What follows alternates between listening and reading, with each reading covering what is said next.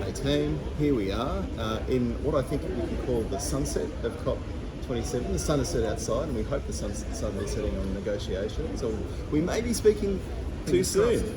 Fingers crossed. It's 20 to 6 here in Sharm El Sheikh on Saturday evening. The word on the street, or on the CCTV. The CCTV is that that's where we're heading. I am here, of course, with two individuals that are at a better place than almost anyone here from the Australian crew to speak to the moment at which we're at. John Coppin, CEO of the Carbon Market Institute. Pleasure to have you join. Great to join the podcast. Tennant and I. Finally elbowed my way in. Indeed. We're here. We can't report on the final place where all of this lands, but we can certainly give the vibe of where we're at with this moment in time. We think we're heading towards a plenary, perhaps in a couple of hours.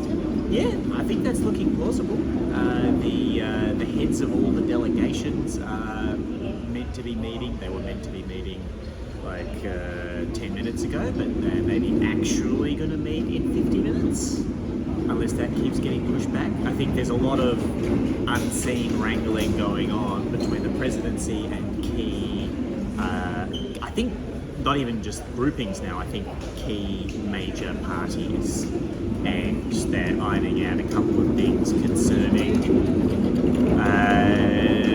1.5 degrees and the degree of the extent of the work next year and every year to 2030 on strengthening commitments to make 1.5 degrees more achievable. And John, that's been one of the things that was a bit of a roller coaster in the last few days. There was a bit of a pushback against the idea that 1.5 was alive.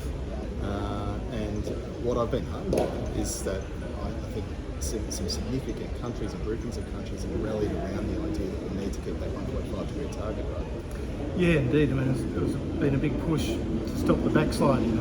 There were a number of efforts to sort of try and broaden their goal, or bring out the 2 degrees again, all sorts of things. But that's important. It's build on the outcomes from Glasgow. Yeah.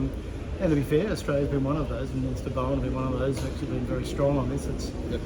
Why are we here if we're not here for 1.5? And that's been pretty well welcomed around the traps as well. So we were all sitting in, and we'll go through sort of what we know, sort of in terms of some of the detailed negotiations. Article 6, we were sitting in on the session in which the final text, the clean text, was agreed. I think the negotiators happy, perhaps relieved that they had gotten an outcome, but not everybody is thrilled with exactly where they landed. There seems to be a lot of work to do. Yeah, look, I mean, these are the rules under Article 6 around global cooperation through carbon markets, and important because we're actually already seeing some of those deals being done and agreements being reached between countries under what's called 6.2, and so there's work to actually set out reporting frameworks and other elements to actually make sure there's some common rules and ways about that. Article 6.4 broadens that into other corporations and other engagement in pretty rough shorthand. There's been a lot of argy-bargy around that. What's the levels of transparency? What are some of the common reporting rules? It gets pretty eye-watering at times with some of that. And a bit of wake-up call about some elements that perhaps were being missed around human rights, transparency, big calls on that, which is tough in what's actually a party-driven process. So that's been one of the challenging elements. But I think there's good, if not ideal, progress. There's some key elements that are kicked into next year, particularly around the 6.4, where they've set up a new body, not an existing body in the party one. So everyone's going to have to work hard on that to deliver that. So, and that's important because this is where you get the investment in the climate action and trying to make things cheaper for greater ambition. Importantly, the 6.2 part of this, the cooperative accounting for cooperation between countries when they transfer mitigation among them, seems like people will be able to start really doing that next year on the basis of what's been agreed. There's like some optional extras that could be considered later, but the core functionality is going to be there. But it's at least a year, maybe 18 months before the 6.4 part, the new global market mechanism, looks like that'll be stood up. So there's plenty for the negotiators to do, but there's now plenty of scope for countries and for businesses and investors within countries to get going on actually doing the thing of reducing emissions across countries in a more efficient way than they could do acting alone. So one of the other big sort of blockbuster negotiations at COP this year has been around loss and damage. This is the mechanism whereby developed countries compensate developing countries that haven't been responsible. Controversy for that description. Oh, well, you jump in and provide me with a better description. Well, compensating developing countries for harms that they did not cause is one take from many developing countries on what loss and damage is about. And from developed countries, it is more a version of we are going to help you to respond better when you suffer harm rather than accept an unlimited liability for whatever may happen from this point. And that encapsulates what 30 years everything that COP is this. about. It's about there's a set of words Words matter. that has been agreed at some point, and significant and long-standing disagreements about what those words mean. But what's important is there's progress. That debate isn't going away. It goes back into arcane elements around the actual, we're going to still keep up bits and pieces of the UNFCCC itself alive. But what's been very broadly welcomed today, we've actually seen the presidency kind of waken up. I've had to change my press release about a listless presidency in drafting some of this text that's kicked things forward. But so they're welcoming that there's a fund that's going to be established next year. That there are caveats on which part of developing country might get access to that, but still also some work to go on that in terms of money. Maybe the presidency has been showing not listlessness. Good God, can you edit that out?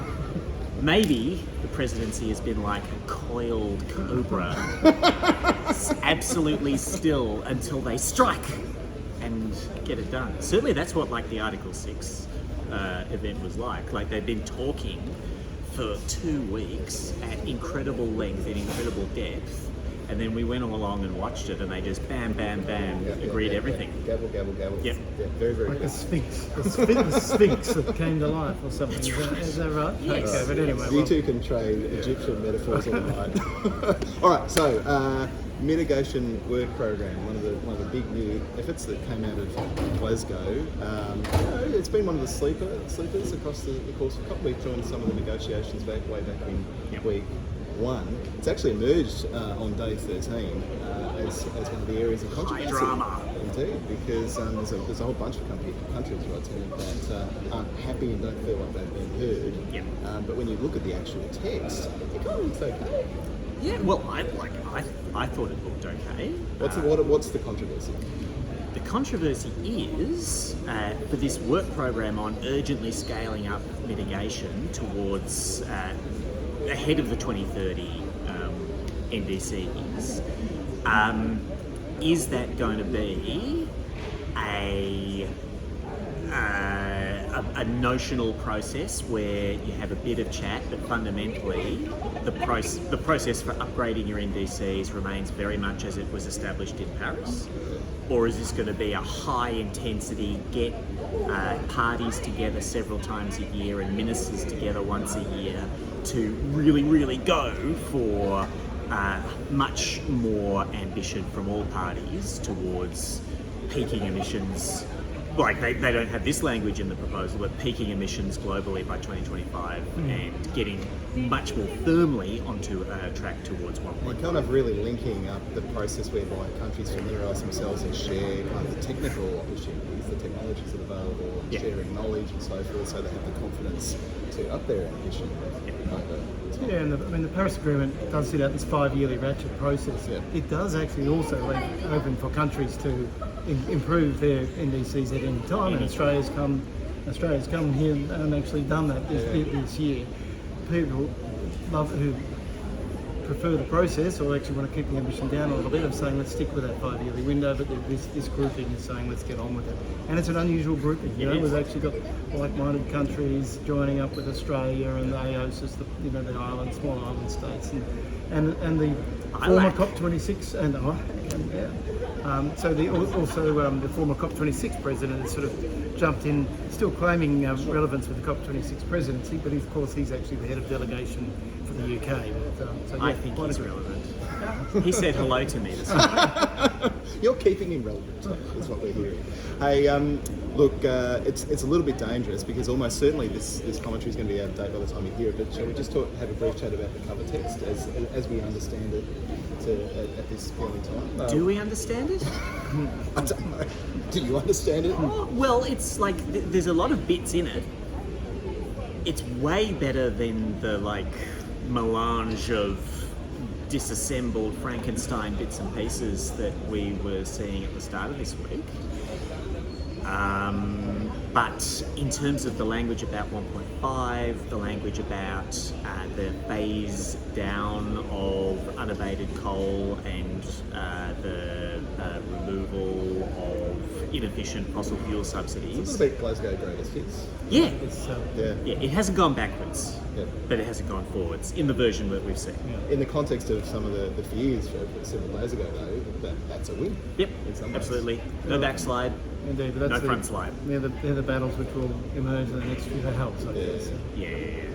So, what do you reckon? This language that many have pushed for, including at one point India, around no, we're not going to talk about coal. We're going to talk about phasing down all fossil fuels. Is that going to pop up? Really? I don't think if it's not there now, Yeah. I doubt that you've got in the way of numbers to bring it back onto the table. Yeah. It's an interesting one because in a way they were trying to bring others in on their own challenge. Remembering India, of course, will famously change the text at the last moment about phasing out coal-fired on unabated coal-fired power stations. So I think in some ways you could read that as bringing others into that challenge. But in any event, Feeling their pain. I think I doubt it's going to make the table at the moment if it's not already in that text as it is. All right. That's right. Well, Tennant, I reckon we've got at least one more video in us. This is a point in time. Things will evolve over coming hours, but it'll certainly give you a bit of a flavour for what you deal with on the last day of the COP. John, great to be with you. Thanks, mate. It looks like we're going to snatch victory from the jaws of defeat here. Sadly, I actually have to go to the airport and leave, so it's up to you to cover the last moments. Well, when you land in Australia, you can watch our last video and find out what happened. As a secretary, finding out what happened is less important than watching all our content, John. All of it. Tremendous. Thanks, All right, guys. Cheers.